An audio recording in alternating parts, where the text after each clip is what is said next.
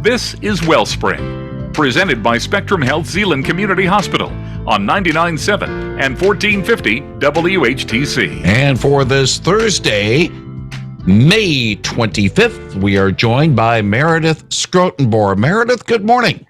Gary, good morning, and thank you so much for having us. Of course, welcome to Wellspring, a weekly radio show sponsored by Spectrum Health-Zeeland Community Hospital, part of Corewell Health. May is Stroke Awareness Month, a time to raise awareness about the risk factors and symptoms of stroke. And it is so important to talk about this because many of the risk factors are preventable, and actions taken or changes made now can lessen your risk. Stroke is one of the leading causes of death and disability in the U.S. And my guest today is Annie Wilke, stroke coordinator for Zeeland Hospital. Annie, thank you so much for joining us. First of all, tell us a little bit about yourself, your role, and your background. Yeah, thank you so much for having me. So I have been with Corewell Health, previously Spectrum Health, for about 14 years now. I am a physical therapist by background, and I started working primarily in the neuro ICU at Butterworth Hospital with patients who have had a stroke. So I am now the stroke coordinator for Zeeland Hospital, and I help coordinate the best stroke care for our community. Annie, thank you. Thank you for what you do. It is such important work. What do you enjoy about what you get to do every day? I absolutely love working with our community and our hospital to provide the most comprehensive stroke care for our patients, as well as providing education on prevention. Good. Let's get back to the basics when it comes to actually understanding this, because I think a lot of people have heard the word stroke. We know that it's fairly common here in the U.S., but what exactly is it? What is this medical condition? Yeah, so a stroke is a medical condition where something blocks blood supply to part of the brain or a blood vessel in the brain bursts.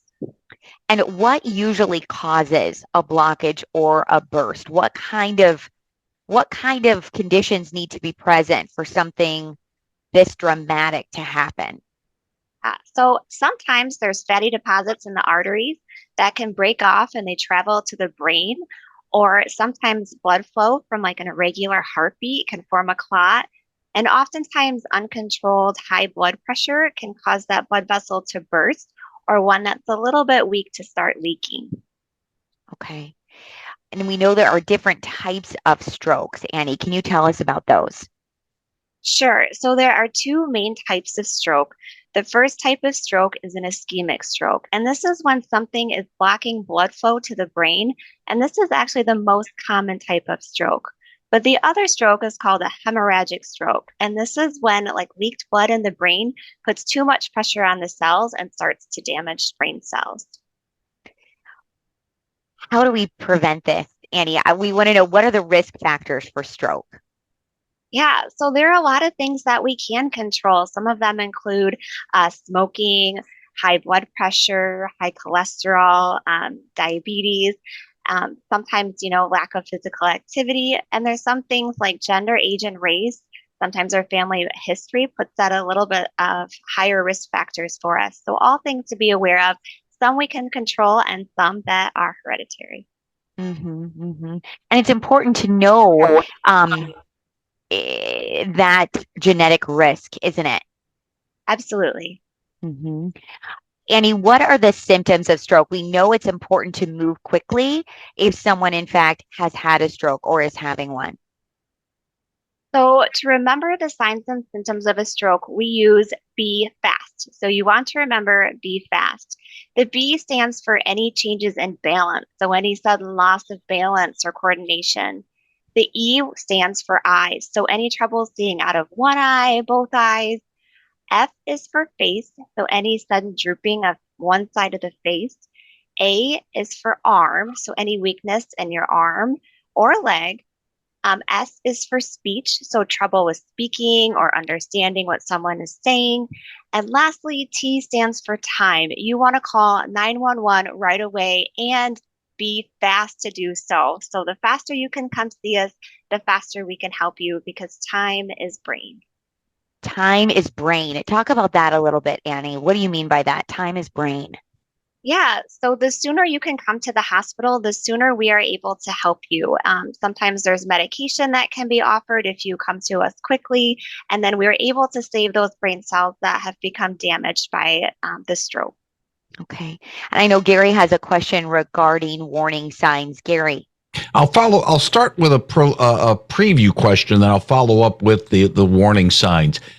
Some might say I'm having a stroke, but actually they're having a TIA. Tell us a little bit exactly what exactly this is. Yeah, that is a very good question. So a TIA stands for a transient ischemic attack. This is something that happens as a warning sign before a bigger stroke. So something that you shouldn't ignore. If you have any of those symptoms and they resolve and they go away, you should still seek medical attention immediately because that can mean something bigger could follow. And that follows up with the thing, Meredith and Annie, about the fact if somebody has had a TIA or a couple, it's a warning sign for a possible stroke, but could it be a sign that maybe not immediately, but say a few years down the road, it could come up again and it would be even worse?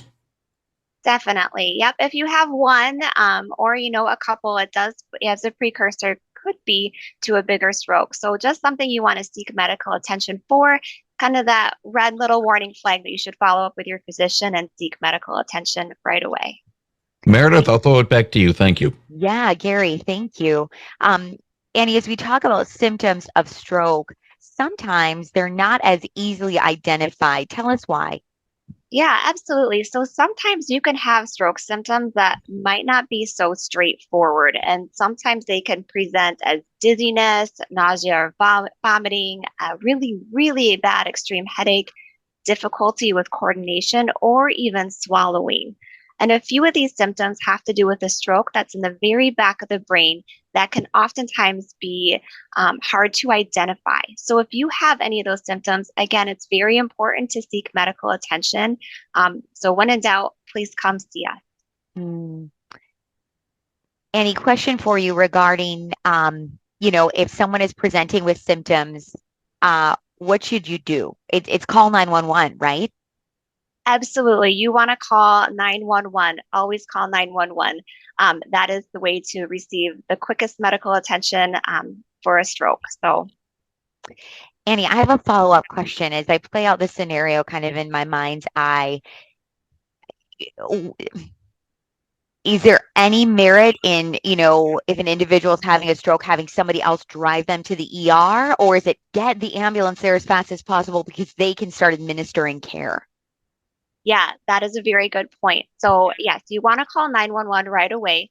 Don't call your neighbor, call 911 first because they can help start the process of that medical care right away en route to the hospital. So, Right. mhm. Okay. As we think about how important time is and getting that attention quickly. Um, Talk about that need to act quickly. You've got some really interesting statistics, Annie, in regards to brain cells. Yeah, absolutely. So it's important to ask or act fast because we talked about time being brain, because Mhm. 32,000 brain cells die every second during an ischemic stroke. So it's really important to get to us as fast as you can so we can help you or your loved one. Annie, talk us through what happens at Zeeland Hospital if someone comes into the ER with stroke symptoms. What does that look like? How quickly is the team moving? When you arrive with stroke symptoms, the team moves very, very quickly. You would be rapidly assessed by the nurses, the doctors. The next step would be you would go for a head CT, and then there would be discussion if there's any medication or next steps to help stop the progression of stroke. Okay. Okay. Zeeland Hospital received primary stroke certification by the Joint Commission. And that sounds very impressive, and it is. Tell us more about what this designation means. It is very impressive. So, being a primary stroke center means that we have and provide the most up to date evidence based practice for our stroke patients. We use the guidelines from the American Heart Association to help develop all of our policies and procedures. So that means we have a big team of experts to help take care of you. We are part of a large system, so we work really closely with our Grand Rapids Comprehensive Stroke Center. So we can also assess, diagnose, and treat strokes and transfer to a different level of care if needed. I think that's a wonderful point, Annie. The fact that we are part of a large system as Corewell Health and have access to those additional resources to give our patients the very best care possible. I think that's a wonderful point. Mm-hmm. I know the hospital recently received national recognition for its commitment to provide high quality stroke care from the American Heart Association. Tell us about that too, Annie. Yeah, absolutely. So that's correct. We received from the American Heart Association what they call the Silver Quality Award with Target Stroke Honor Elite Plus. Sounds super fancy, and it is. But we are honored to work with our type 2 diabetes and stuff as it relates to stroke. So a very, like an honored award to get from the American Heart Stroke Association. Yeah. Annie, I think it's so important for us, as we think about our listeners today. What advice do you have for action that they can take now to try to limit stroke risk? What are things that we should all be doing to try to keep that risk low? Yeah, so stay away from some of those risk factors that we are able to control, like smoking. If we have high blood pressure, following up with our primary care doc on that. Staying active and exercising regularly can really help as well. If you have any of those risk factors, reach out to your doctor and talk about a plan of, moving forward, how to best prevent any type of stroke. Mm-hmm. When we do have a patient who suffers a stroke, Annie, what does life look like for them on the other side of the stroke? What kind of rehabilitation can they go through to try to thrive again?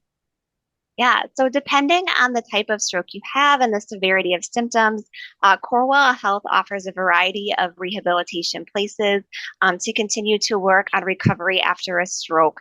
And so we offer those resources available. So recovery can look different for each person, but recovery is possible. Mm-hmm. And we have a lot of great stories of those recovering after a stroke. So be fast and seek us immediately.